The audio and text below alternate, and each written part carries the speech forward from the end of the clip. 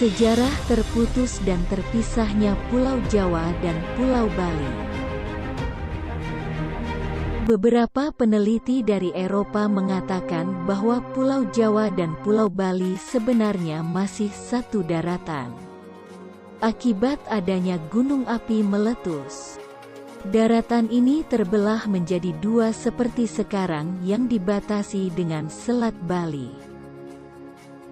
Dalam sejarah Bali juga disebutkan bahwa Jawa dan Bali adalah satu daratan panjang yang disebut Pulau Dawa, Pulau Panjang. Secara ilmiah mungkin argumentasi dari peneliti-peneliti bisa dibenarkan. Tetapi orang Bali memiliki cerita tersendiri tentang pemisahan Pulau Jawa dengan Pulau Bali ini yang dikenal dengan peristiwa Segara Rupek. Empu Sidimantra, putra Empu Tantular dari Kerajaan Dahak, Kediri, Jawa Timur, adalah seorang pendeta sakti abad 14 yang memiliki seorang sahabat berwujud naga di Bali. Naga itu bernama Naga Basuki yang berdiam di goa dekat Pura Besakih.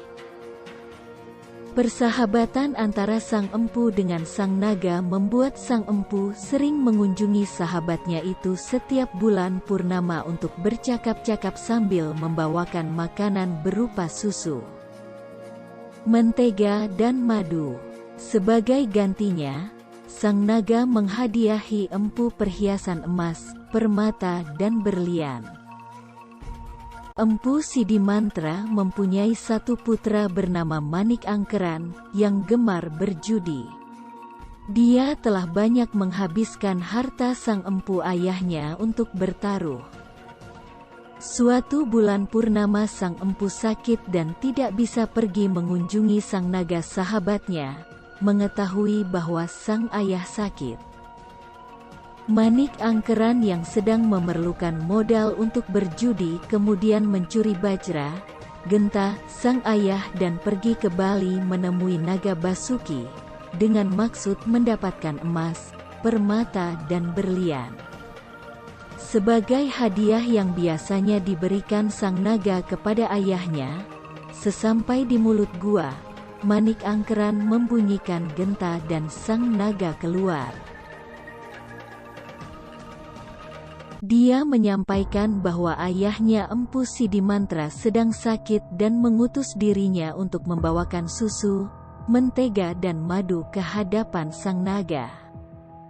Sebagai balasan, sang naga memberikan emas, permata dan berlian kepada Manik Angkeran.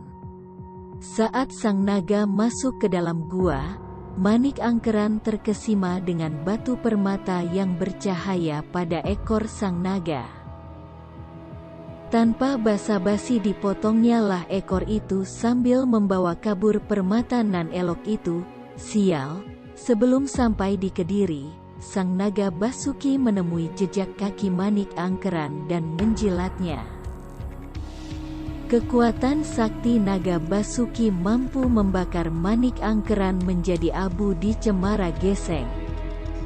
Diceritakan kemudian Empu Sidimantra mengetahui gentanya hilang pergi menemui Naga Basuki sambil menanyakan keberadaan putranya Manik Angkeran. Sang naga menceritakan kejadian tewasnya Manik Angkeran karena telah memotong ekornya. Akhirnya Empu Sidimantra berjanji akan menyatukan kembali ekor Naga Basuki. Dan Naga Basuki juga berjanji akan menghidupkan kembali Manik Angkeran. Setelah ekor naga disatukan dan Manik Angkeran hidup kembali, Empu Sidimantra memerintahkan anaknya Manik Angkeran untuk berdiam di Bali dan menjadi abdi Pura Besakih sebagai pemangku, orang suci. Agar sang anak tidak balik mengikuti ayahnya ke Kediri, Jawa Timur, dengan kesaktiannya Empu Sidimantra menorehkan tongkatnya di Blambangan, Banyuwangi sekarang. Sehingga daratan terpisah menjadi dua yang sekarang menjadi Pulau Jawa dan Pulau Bali. Sampai dengan sekarang, para pemangku di Pura Besakih wajib memiliki terah keturunan Manik Angkeran. Peristiwa terbelahnya daratan oleh tongkat sakti Empu Sidimantra disebut dengan peristiwa Segara Rupek yang memunculkan Selat Bali, yang sekarang adalah jalur penyeberangan Jawa Bali, Ketapang, Gilimanuk.